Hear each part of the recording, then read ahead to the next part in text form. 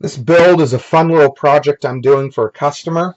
This is a custom build in a non-custom case. I mean, I guess I'm turning it into a custom case, but this is one of the nicer cases HP released for I think this might be an H8 or something like that.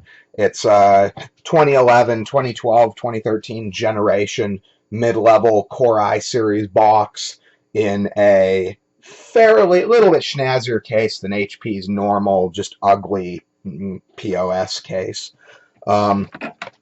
This is kind of cool because it's a unique form factor that you're not typically going to see most custom cases in. You can find them, but I already have the case. It's the form factor I wanted for the parts I'm using, so I'm using it. So for the next few minutes, I'm going to be putting this together. If I can get the camera a little better here. There we go. Okay, so I'm going to be putting together a build in this. So I've already cleaned this out, and it is already ready for parts.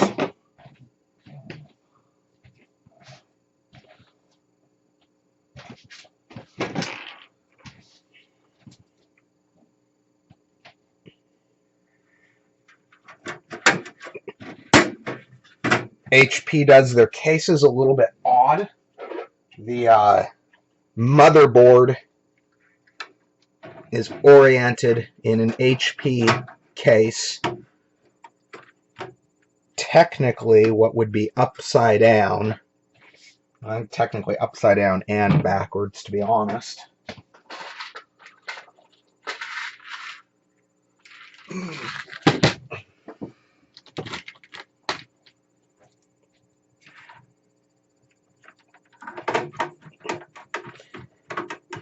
If you want to do a build in a case like this because you like the way the case looks, which sometimes, as much as people mock, sometimes the HP and Dell type cases sometimes are actually decent cases. But typically you will need a micro ATX or smaller motherboard to make this work, because most off-the-shelf systems don't use full ATX boards unless they're like a workstation grade machine.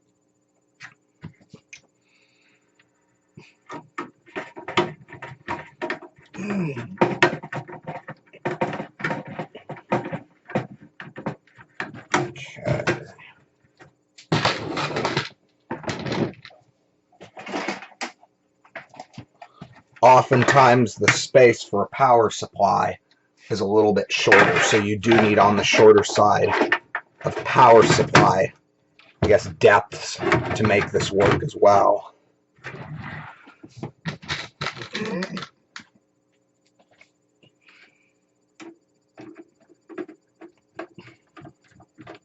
But the actual mounts, contrary to what people think, so this is like if you go to Best Buy and buy a computer, this is typically the kind of unit you're going to get as far as the case is concerned.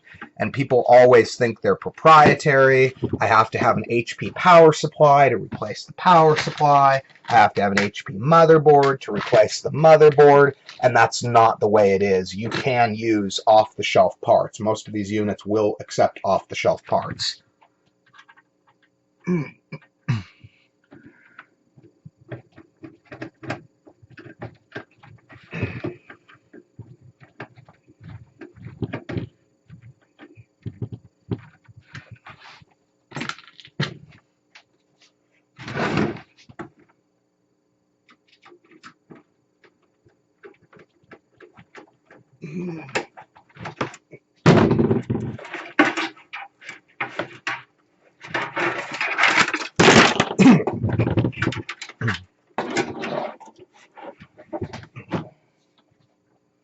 even the power button connector for one of these HPs. This is a standard off-the-shelf micro ATX power. I don't know if you can see that. Make that visible.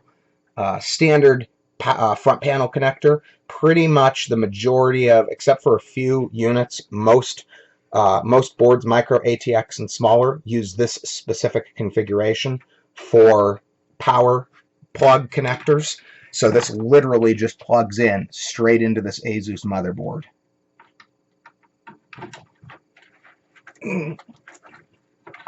Same thing with the front panel audio, and even the SD card reader just uses a standard off-the-shelf USB interface plug. Nothing special you got to do, it just plugs right in. Another great example of the fact that these are not as proprietary as people think they are. Front panel audio just plugs right in.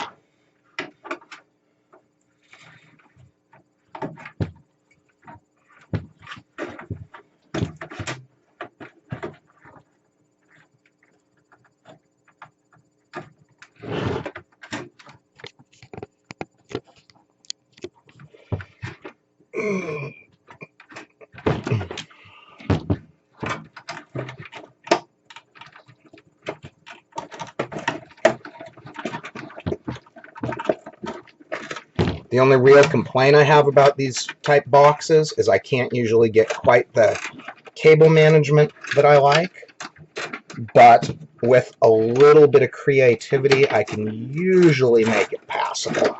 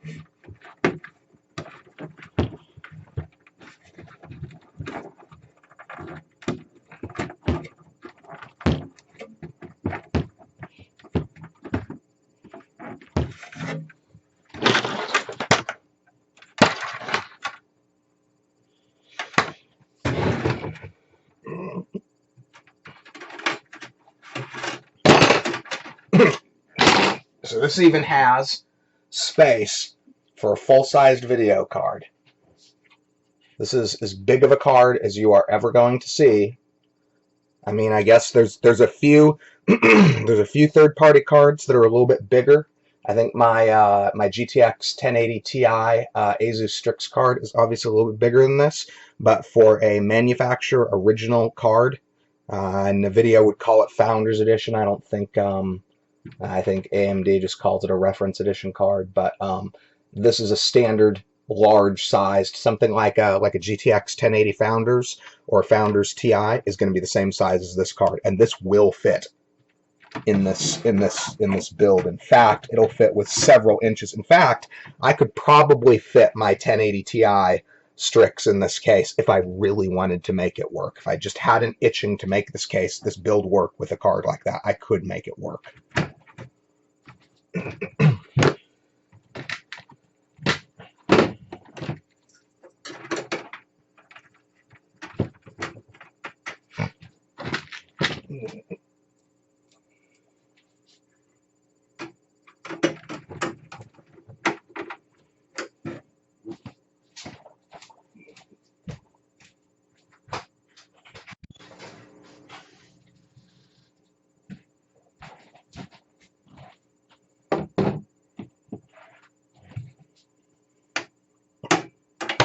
This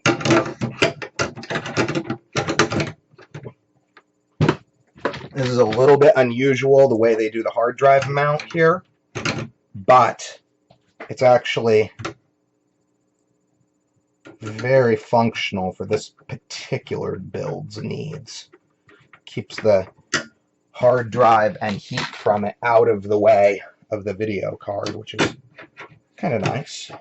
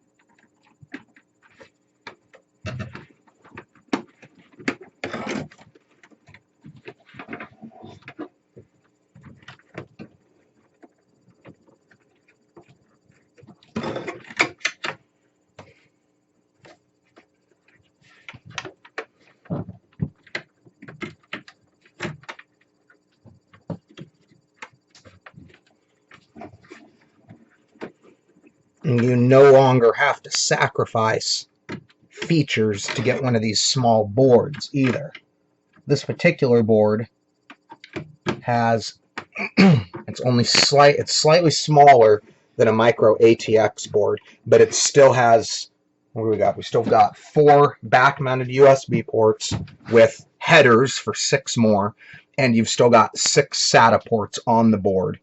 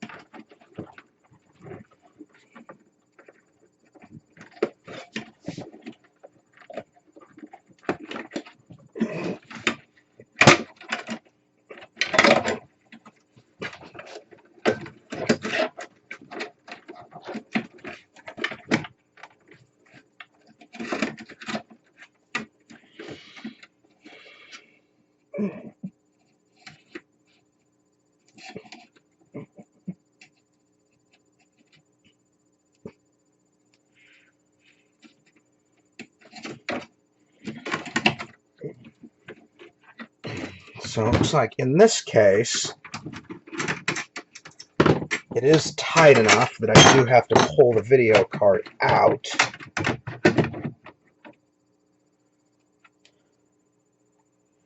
Plug the power plugs in, and then put the card back in, it looks like.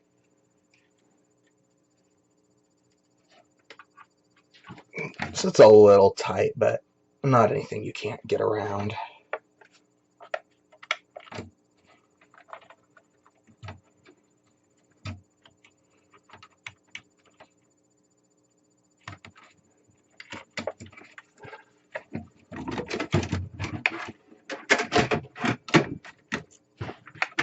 It just slots right back in.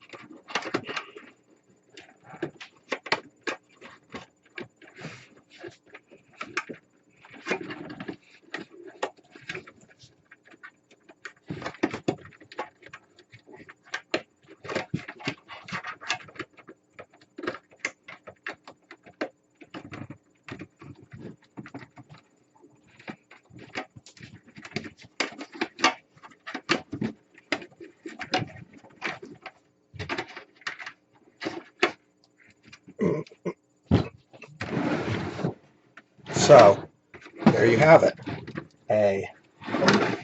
Pretty much, I can't really do that, textbook build. Move the camera over here so you get an idea.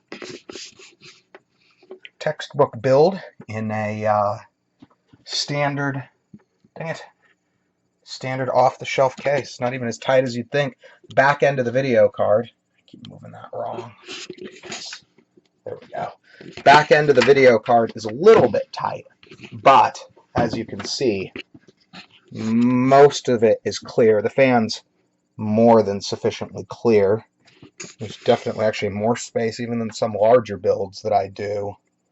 And the whole main area here where your CPU is free and clear. So give you an idea of how to do a rebuild in one of these cases. Hope that was informative.